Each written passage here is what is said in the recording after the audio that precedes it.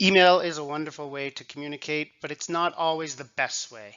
So in this video, we take a look at some reasons why you shouldn't use email when you need to communicate at work, whether it's coworkers or clients or your boss or whoever it may be.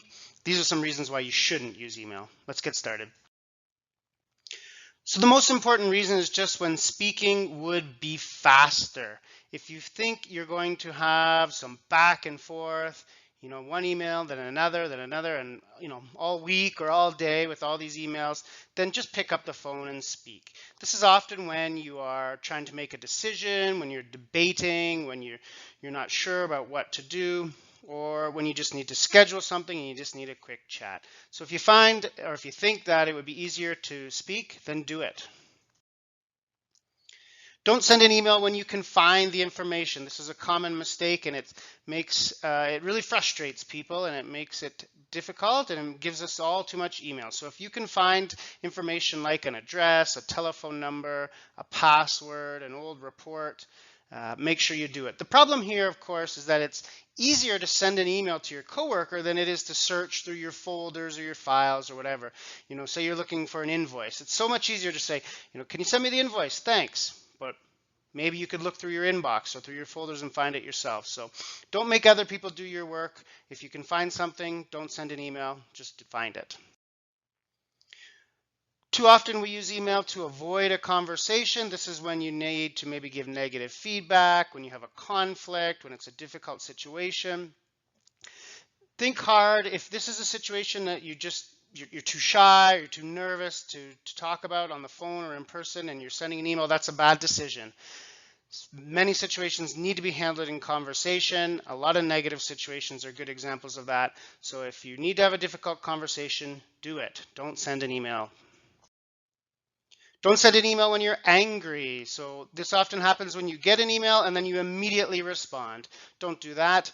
If you're angry or if the email that somebody sent you has made you angry or made you upset, wait an hour, wait a day, wait a few days until the time when you are a little bit more relaxed and you can reply. Often you find you might not even reply because you don't need to handle the situation.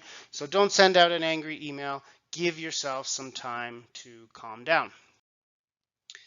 Don't send emails when you haven't completed the quest. We don't want to get many updates on how things are going, or half of a request. Here's half of the report, or here's most of it done, I'll finish the rest next week. Don't do that. Just send the email when you are complete with everything. If it's a longer project, of course, you need to send an email to update and say, okay, yes, I can do this. I will have it to you in 1 week, or I'll have it to you in 10 days, or whatever it may be. That's okay, but don't continuously send emails when you're working on a project. Just send it when it's done. Negative feedback is a specific example of what I spoke about earlier when you're trying to avoid a conversation.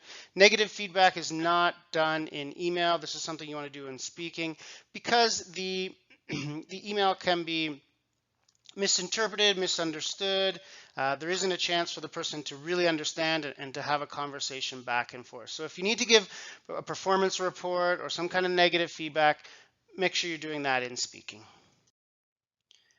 And just in general, if the message is complicated, this kind of goes back to the first idea about if it's easier to speak or if it's faster to speak with somebody, then do it. And that's often when the message is complicated. So if you start to write the email and you're thinking, if the email is becoming really long because you're explaining yourself and you're giving these examples and all of these reasons, that's when you know that it's time to pick up the phone or to meet in person, because it's just too difficult and you're going to get an email back with all these questions and then it's back and forth.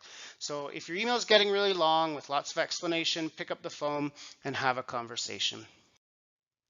So those are some times when we don't use email, when we have a telephone conversation or a face-to-face conversation.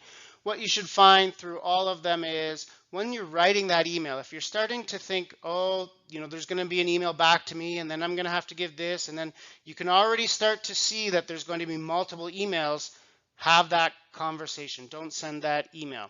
If you know, email is great for when it's just you send something and it's over and it's done. But if you know there's going to be a lot of back and forth or a lot of conversation through email, don't do it.